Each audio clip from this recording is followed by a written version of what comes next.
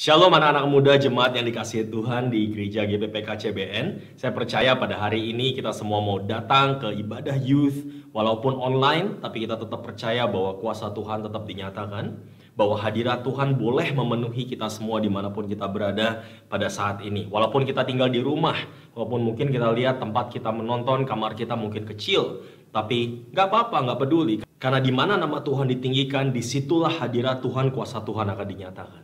Di hari-hari ini saya percaya ada banyak sekali, terutama anak-anak muda itu yang komplain melihat situasi seperti ini. Aduh, kenapa sih kok terjadinya di zaman kita saat ini? Kenapa sih kok bahkan yang sekolah pun jadi susah karena belajarnya harus online gitu kan? Yang bekerja pun harus work from home, harus bekerja dari rumah, harus online, dan seterusnya. Jadi kita ini sering kali melihat situasi sekitar kita dan kita mendengar ada banyak perkataan-perkataan negatif. Makanya saya mau undang semua youth di GPPK CBN. Ada satu hal yang kita semua bisa lakukan di hari-hari seperti ini, yaitu apa? Keluarkan kata-kata positif dari mulut kita. Yaitu apa? Bersaksi. Saudara, saya mau kasih tahu, ketika iblis itu berusaha untuk menunjukkan kepada kita semua bahwa yang sedang berkuasa, yang sedang menguasai dunia saat ini namanya coronavirus.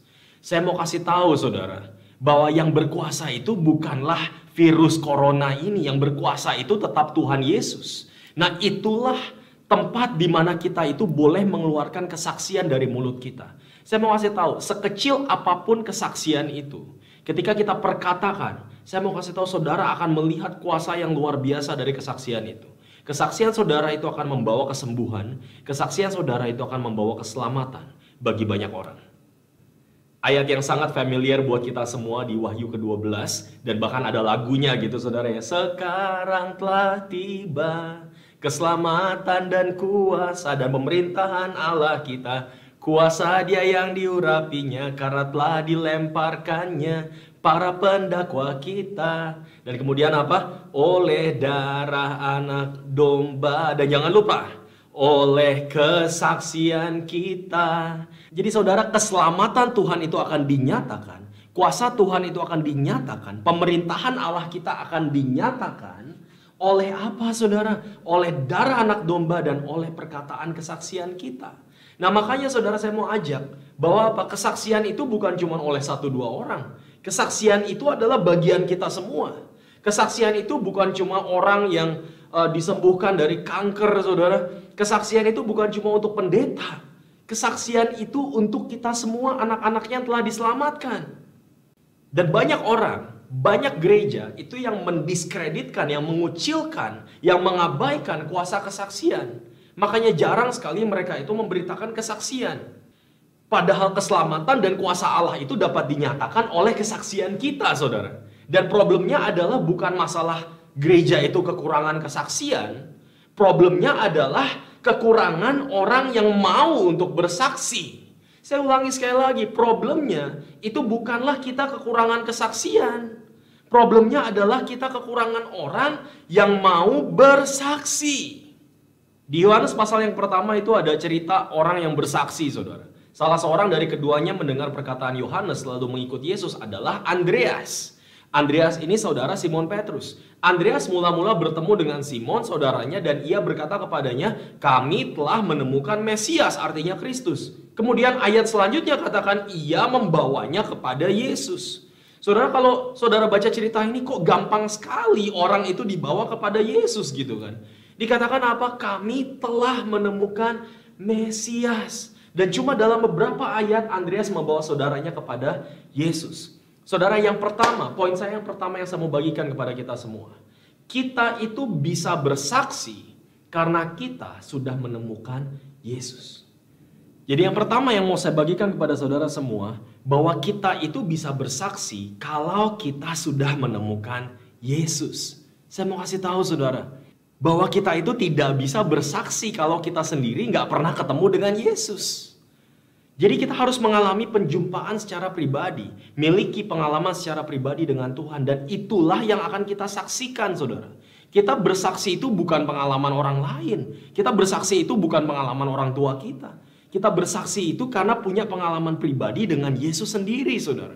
Dan ada banyak dari anak-anak muda saat ini, yaitu apa? Lahir di keluarga Kristen. Ya kan? Sudah tahu yang namanya Tuhan Yesus. Mereka itu sudah berdoa kepada Yesus. Sudah rajin beribadah kepada Yesus. Tapi ketika ditanya, kenapa kamu mau mengikut Yesus? Nggak bisa jawab, saudara. Kenapa? Karena mereka nggak tahu kenapa harus mengikut Yesus. Saya mau kasih tahu saudara, walaupun saudara lahir di keluarga Kristen sekalipun, miliki pengalaman pribadi dengan Tuhan Yesus itu sendiri. Saudara, saya lahir bukan di keluarga Kristen, dan pada satu hari kami diajak ke gereja, dan saya punya kakak perempuan itu yang tuli, saudara. Dan bayangkan, waktu itu pendetanya berdoa, katakan seperti ini, yang sakit maju ke depan, Tuhan mau memberikan kesembuhan buat saudara semua. Dan dia berdoa, dan kakak saya disembuhkan. Saudara, itu terjadi di depan mata saya. Dan saya melihat kesembuhan itu, saudara. Langsung saya nangis, saya berlutut, saya katakan, Tuhan Yesus, saya mau Engkau. Tuhan Yesus masuk ke dalam hatiku sebagai Tuhan dan Juru Selamatku. Saya alami perjumpaan pribadi dengan Yesus Kristus sendiri, saudara. Dan saya sungguh heran dengan ada banyak orang-orang Kristen zaman sekarang itu yang gak percaya dengan kesembuhan. Yang gak percaya bahwa Tuhan Yesus itu masih menyembuhkan sampai pada detik ini. Dan pada akhirnya mereka percaya dengan Yesus, itu cuma karena apa? Karena ikut-ikutan, karena mungkin kata orang, dan seterusnya, saudara. Mari kita semua anak-anak muda alami perjumpaan dengan Kristus sehingga kita boleh bersaksi. Saya sangat gak setuju, saudara, ketika dikatakan bahwa orang-orang yang boleh bersaksi itu orang-orang yang sudah melalui kelas yang khusus, kelas teologi atau apapun, saudara. Tapi saya percaya bahwa kesaksian itu untuk semua orang. Kita semua dipanggil untuk menjadi saksi Kristus. Jadi kalau ada yang berkata, bersaksi itu bukan panggilan saya, maaf. Itu bukan panggilan saya. Panggilan saya itu cuma sekedar untuk main musik. Panggilan saya itu cuma sekedar untuk nyalam-nyalamin orang. Panggilan saya itu cuma sekedar ini, sekedar itu. Saya mau kasih tahu saudara, amanat agung itu diberikan tanpa pilih-pilih. Ya, Yesus itu nggak pilih-pilih muridnya yang mana yang lebih vokal gitu kan. Muridnya yang mana yang lebih berani, yang mana yang mungkin agak sedikit takut, sedikit introvert. Saudara, saya mau kasih tahu, amanat agung itu diberikan oleh Yesus untuk semua murid-muridnya. Yaitu apa? Pergilah, jadikanlah semua bangsa muridku. Dan itu adalah kita semua, saudara. Kita semua di tempat ini, kita mau menjadi saksi Kristus. Amin. Nah, cerita yang tadi kalau kita lanjutkan, dikatakan keesokan harinya Yesus memutuskan untuk berangkat ke Galilea. Ia bertemu dengan Filipus, berkata kepadanya, ikutlah aku. Filipus itu berasal dari Betsaida, kota Andreas dan Petrus. Filipus bertemu dengan Nathanael dan berkata kepadanya, kami telah menemukan dia yang disebut oleh Musa dalam kitab Taurat dan oleh para nabi, yaitu Yesus, anak Yusuf dari Nazaret. Kata Nathanael kepadanya, mungkinkah sesuatu yang baik datang dari Nazaret? Saudara, dengan kata lain, Nathanael ini tipe orang yang ngeyel kalau kita itu bersaksi kepadanya, saudara ya. Kadang kita bertemu orang-orang seperti ini. Kenapa? Karena mungkin di pikirannya itu sudah dipenuhi oleh hal-hal yang negatif, saudara. Mungkin sering bertanya-tanya, kenapa Tuhan yang baik itu mengizinkan pandemi virus corona ini untuk terjadi saat ini? Dan kadang saudara sebagai orang Kristen yang kita kedepankan itu selalu adalah debat, teologi, aturan-aturan, larangan-larangan, orang Kristen itu nggak boleh ini, nggak boleh itu, dan seterusnya. Saya mau kasih tahu saudara, pada akhirnya banyak orang-orang di luar sana itu yang sangat anti dengan kekristenan. Karena mereka itu sudah punya pola pikir yang negatif. Malah lucu, ada hamba Tuhan itu yang sukanya itu selalu menjelek-jelekan hamba Tuhan yang lain. Nah itu saya nggak ngerti saudara, kenapa? Karena orang yang belum percaya Yesus itu akan mengetawakan, saudara, akan melihat, wah ada perpecahan terjadi di dalam tubuh Kristus. Saudara, mari kita kedepankan kasih Tuhan. Mari kita kedepankan pengalaman pribadi kita dengan Tuhan. Kita kedepankan bagaimana Tuhan itu sayang sama kita. Sehingga dia mati untuk kita. Sehingga dia selamatkan kita dari dosa. Dan dia bawa kita kepada kehidupan yang kekal. Mari kita fokus, kita kedepankan itu semua. Jadi kalau ketemu orang-orang yang ngeyel seperti ini, apa yang kita lakukan kepada mereka? Ayat ke-47 katakan, kata Filipus kepadanya, mari dan lihatlah. Saudara, lihat siapa? Lihat Yesus itu sendiri. Saudara, mari. Poin saya yang kedua, saudara, saya mau bagikan. Kesaksian kita harus berfokus kepada Yesus. Kesaksian kita harus berfokus kepada Yesus. Mari kita fokuskan. kita fokuskan kesaksian kita, penginjilan kita kepada satu pribadi yang namanya Yesus Kristus. Jadi fokusnya itu bukan masalah teologi, siapa yang paling benar, yang mana yang salah, yang mana doktrin palsu, yang mana nabi palsu, dan seterusnya. Saya mau katakan seperti ini, saudara. Di Roma pasal ke-14, itu ada debat orang-orang Kristen, di mana apa? Di mana mereka itu memperdebatkan apakah orang Kristen itu boleh seperti ini, boleh seperti itu. Bahkan ada yang bilang apakah orang Kristen itu harus vegetarian, gak boleh makan daging, dan seterusnya. Itu ada semua di Roma 14, saudara. Tapi firman Tuhan itu katakan daripada saling tuding, mendingan kita itu gak usah memperdebatkan masalah-masalah perbedaan. Karena kekristenan itu bukan bicara tentang siapa yang paling benar. Kekristenan itu berfokus pada satu pribadi yang namanya Yesus Kristus. Mari dan lihatlah siapa Yesus Kristus itu. Jadi anak-anak muda GPPK CBN, mari. Kalau dulu nggak ada orang yang bawa saya kepada pribadi yang namanya Yesus Kristus ini, saya nggak akan bisa berdiri menyaksikan kehidupan saya kepada saudara semua pada saat ini. Kita mau bersaksi. Sekecil apapun itu, apapun yang Tuhan lakukan dalam hidupmu, bersaksi. Katakan kepada orang siapa Yesus Kristus itu. Bawa mereka untuk melihat siapa Yesus Kristus itu. Amin. Cerita selanjutnya, saudara. Saya yakin kita semua pernah baca cerita ini. Yesus sedang lewat, ia melihat seorang yang buta sejak lahirnya. Murid-muridnya bertanya kepadanya, Rabi, siapa yang berbuat dosa? Orang ini sendiri atau orang tuanya gitu kan, sehingga ia dilahirkan buta. Jawab Yesus, bukan dia, bukan juga orang tuanya. Tapi karena pekerjaan Allah harus dinyatakan di dalam dia. Nah kemudian saya lompat langsung ya. Tetangga-tetangganya dan mereka yang dulu mengenalnya sebagai pengemis berkata, hah? Bukankah dia ini yang selalu mengemis? Kenapa dia sekarang bisa melihat gitu kan? Ada yang berkata, oh iya benar dialah ini. Ada pula yang berkata, bukan. Ia cuma mirip, serupa dengan dia. Orang itu sendiri berkata, benar akulah itu. Akulah itu. Kata mereka kepadanya, bagaimana matamu menjadi melek? Jawabnya, orang yang disebut Yesus itu mengaduk tanah, mengoleskannya pada mataku dan berkata kepadaku, pergilah ke Siloam, basuhlah dirimu. Lalu aku pergi, setelah aku basuh diriku, aku dapat melihat. Sangat simpel, saudara. Dia cuma bersaksi. Dia menceritakan apa yang Yesus telah lakukan dalam kehidupannya. Lalu ketika orang-orang Farisi pun bertanya kepadanya bagaimana matanya menjadi melek, jawabnya, ia mengoleskan adukan tanah pada mataku, lalu aku membasuh diriku dan sekarang aku dapat melihat. Saudara lihat jawabannya sama ya. Dia itu nggak sekolah teologi, saudara. Dia barusan mengalami Yesus. Apa yang dia ceritakan adalah pengalaman pribadinya dengan Yesus. Maka kata sebagian orang-orang Farisi itu apa? Orang ini tidak datang dari Allah. Sebab ia tidak memelihara hari Sabat. Berbicara tentang Yesus.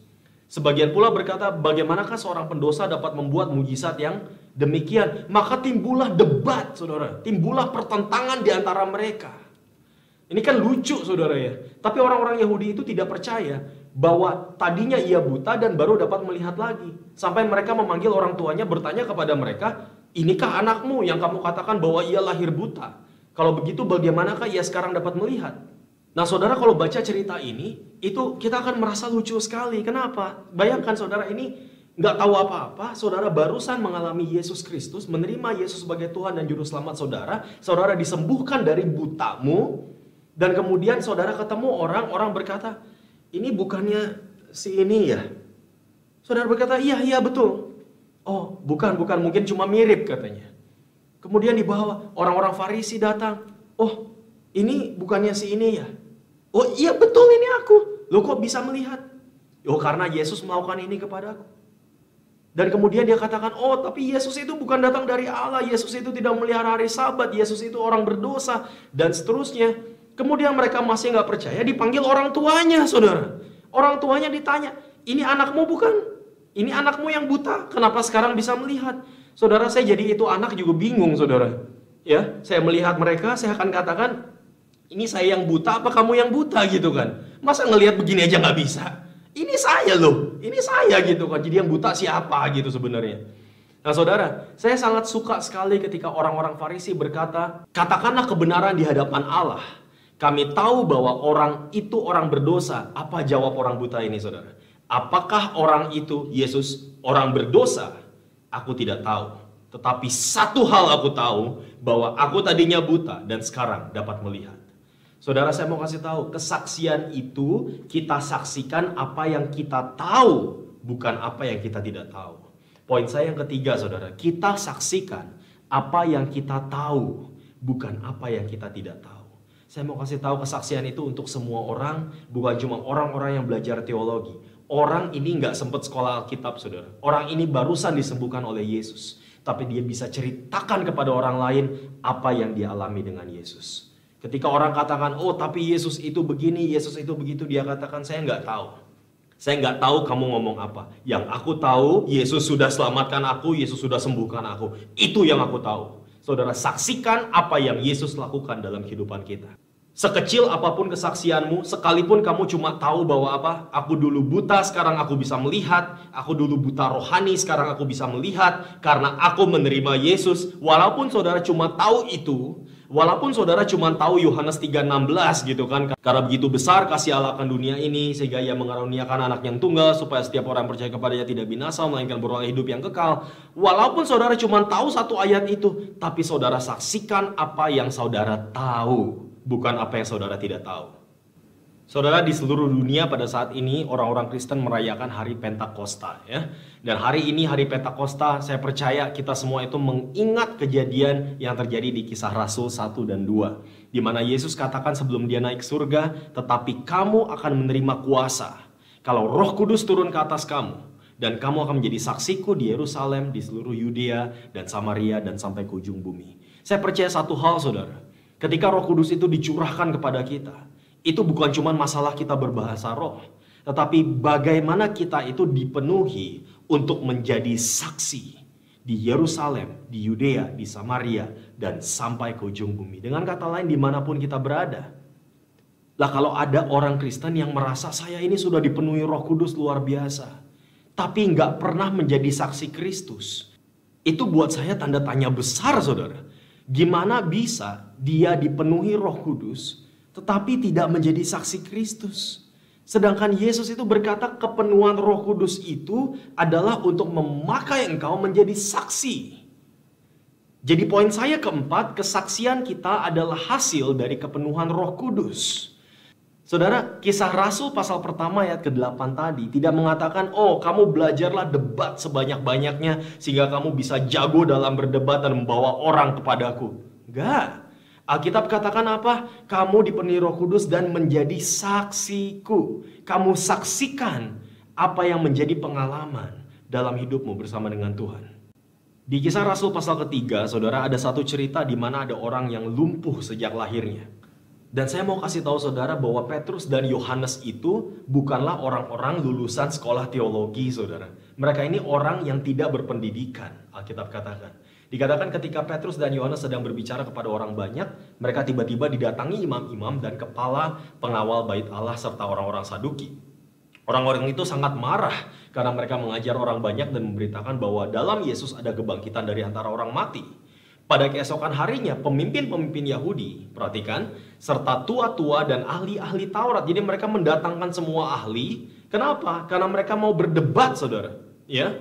Dan semua orang lain yang termasuk keturunan imam besar. Lalu Petrus dan Yohanes dihadapkan kepada sidang itu dan mulai diperiksa dengan pertanyaan ini. Dengan kuasa manakah atau dalam nama siapakah kamu bertindak demikian itu?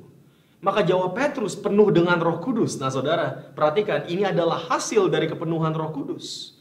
Hai pemimpin-pemimpin umat dan tua-tua, jika kami sekarang harus diperiksa karena suatu kebajikan kepada orang sakit dan harus menerangkan dengan kuasa manakah orang itu disembuhkan, maka ketahuilah oleh kamu sekalian dan oleh seluruh umat Israel bahwa dalam nama Yesus Kristus orang Nazaret yang telah kamu salibkan, tetapi yang telah dibangkitkan Allah dari antara orang mati, bahwa oleh karena Yesus itulah orang ini berdiri dengan sehat sekarang di depan kamu. Saudara, perhatikan baik-baik, kalau Petrus itu berusaha untuk pakai alasan teologi, saudara, mereka ini ahli-ahli Taurat, saudara. Mereka ini pasti bisa lawan. Mereka punya, oh ayat ini bilang, ayat ini berkata seperti ini, dan seterusnya. Mereka itu pasti bisa berdebat. Tapi apa yang Petrus lakukan, dia tunjuk orang yang disembuhkan itu, saudara. Dia tunjuk orang itu dan dia katakan, orang ini berdiri dengan sehat di depan kamu. Saudara lihat, kalau kita pakai alasan teologi, itu pasti akan ada orang yang membantah. Itu saya yakin. Tapi kalau kita pakai kesaksian, nggak ada orang bisa bantah sama sekali, saudara. Kalau ada orang katakan kepada saya, kesembuhan itu bohong. Saya mau kasih tahu, saya alami kesembuhan. Saya lihat bagaimana kakak perempuan saya itu disembuhkan. Saya melihat bagaimana saya sendiri itu disembuhkan dari penyakit saya. Saya melihat ada banyak sekali saya saksikan kesembuhan terjadi di depan mata saya. Saudara, kalau pakai alasan teologi, mereka pasti bisa lawan. Tapi kalau saudara tunjukkan kesaksian itu, maka nggak akan ada yang bisa bantah sama sekali, saudara. Karena yang mengalami adalah kita, bukan mereka. Kita yang mengalami sendiri. Anak-anak muda di GPP KCBN, ada banyak sekali kesaksian yang bisa saya saksikan kepada saudara semua. Mungkin sedikit kesaksian yang Pak Hendrawan sering ceritakan kepada saudara semua di tempat ini. Yaitu apa? Satu hari saya sedang ikutan doa pagi di gereja ini. Dan kemudian setelah saya keluar, saya waktu itu baru menjadi orang percaya, saudara.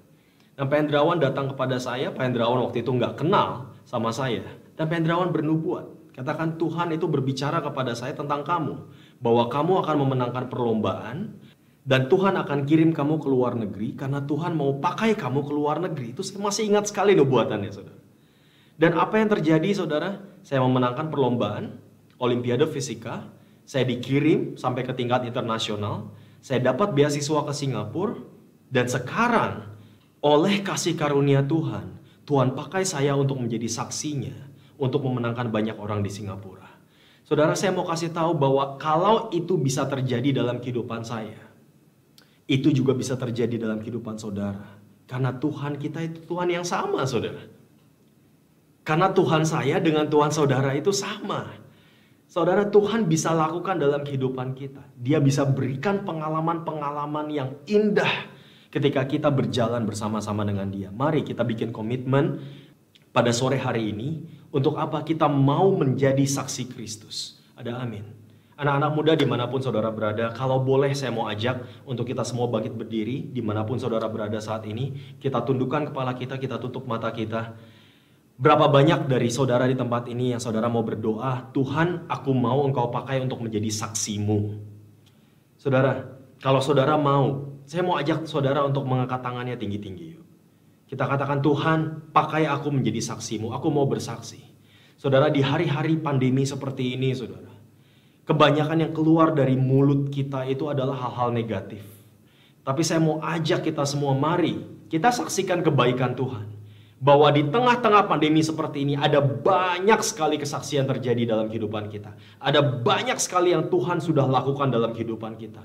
Dan itu akan memberkati orang lain. Kesaksian saudara akan memuliakan nama Tuhan. Amin. Mari angkat tanganmu tinggi-tinggi. Bapa, Engkau melihat Tuhan tangan-tangan yang terangkat pada saat ini. Hamba-Mu percaya Tuhan Kau boleh pakai anak-anak-Mu, anak-anak muda di tempat ini, di GPP KCBN Tuhan. Untuk menjadi saksi-Mu yang luar biasa. Kami mau menyaksikan. Kami mau menjadi saksi-Mu Tuhan.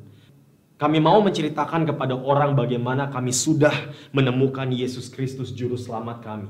Kami mau Tuhan untuk membawa orang melihat bahwa Yesus Kristus adalah Tuhan yang baik, yang mengasihi kita semua, yang mau untuk membawa kita keluar dari belenggu dosa. Tuhan, Kau memenuhi anak-anak-Mu dengan Roh Kudus-Mu Tuhan.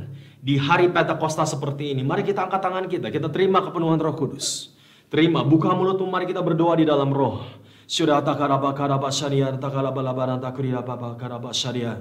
Syirata kalabalabara takurida baba karama syaridiora takurida baba karama syariah. Saya percaya bagaimana rasul-rasul dipenuhi pada hari Pentakosta, kemudian mereka menjadi saksi. Ketika Petrus berkhotbah dikatakan 3.000 orang bertobat dan menerima Yesus Kristus. Saya percaya anak-anak muda di tempat ini boleh dipakai. Kemanapun kami pergi Tuhan. Kemanapun kami pergi Tuhan, perkataan kami akan memuliakan Engkau. Perkataan kami akan menjadi kesaksian yang membawa banyak orang untuk datang kepadamu. Terima kasih Tuhan. Terima kasih Tuhan. Kami serahkan Tuhan anak-anak-Mu ke dalam tangan-Mu. Hanya di dalam nama Tuhan Yesus Kristus kami berdoa dan bersyukur. Semua yang percaya sama-sama kita katakan, amin. Berikan tepuk tangan yang paling meriah buat Tuhan kita Yesus Kristus. Haleluya. Saya percaya saudara semua telah diberkati. Selamat hari Minggu. Tuhan Yesus memberkati.